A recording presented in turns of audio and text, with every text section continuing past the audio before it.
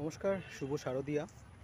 কিছু কথা মনে হচ্ছে বলি, তার জন্য ভিডিওটা করছি। সেটা হচ্ছে যে আপনারা এখন অনেক রেস্টুরেন্টে যাবেন, হোটেলে যাবেন, সেখানে গিয়ে আপনারা অনেক লাইন পাবেন, প্রচুর ওয়েটিং লিস্ট থাকবে, সেখানে গিয়ে খাওয়া দাওয়া করবেন, খুব ভালোভাবে সবাই এনজয় করুন। বাট কথাটা হচ্ছে যে আপনারা এই একটু খাবার দিতে দেরি হলে কি ধরুন, খাবারটাতে কোনো কিছু প্রবলেম হচ্ছে কেন, এখন সব জায়গাতেই প্রচুর ভিড় হবে, প্রচুর রাশ থাকবে, তো খাবার দিতে একটু সময় লাগতেই পারে, কিংবা খাবারে সামান্য কিছু সমস্যা থাকতেই পারে। আমি জানি আপনারা সেটার জন্য জিএসটি পেড সমেত বিল দিচ্ছেন, আম, আপনাদের দিক থেকে কোনো কিছু প্রবলেম থাকে না।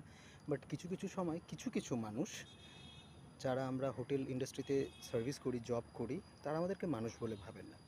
কিছু খাবারে সমস্যা থাকলে, কিছু খাবার দিতে দেরি হলে তারা এরকম বিহেভ করেন, এরকমভাবে আমাদের সাথে ব্যবহার করেন যে আমাদেরকে ওনারা ওই সামান্য কটা খাবার বিল করে আমাদের মাথা কিনে নিয়েছেন, আমরা তাদের বাড়ির চাকর, এরকম একটা কিছু তারা ভাবেন আমাদেরকে।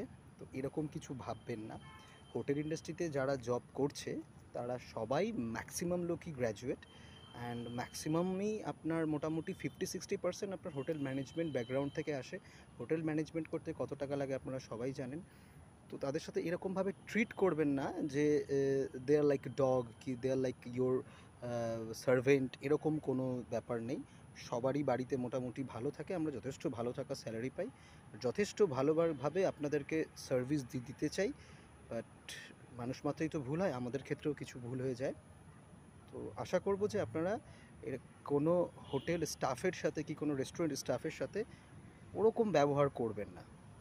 থ্যাংক ইউ, ভালো থাকবেন।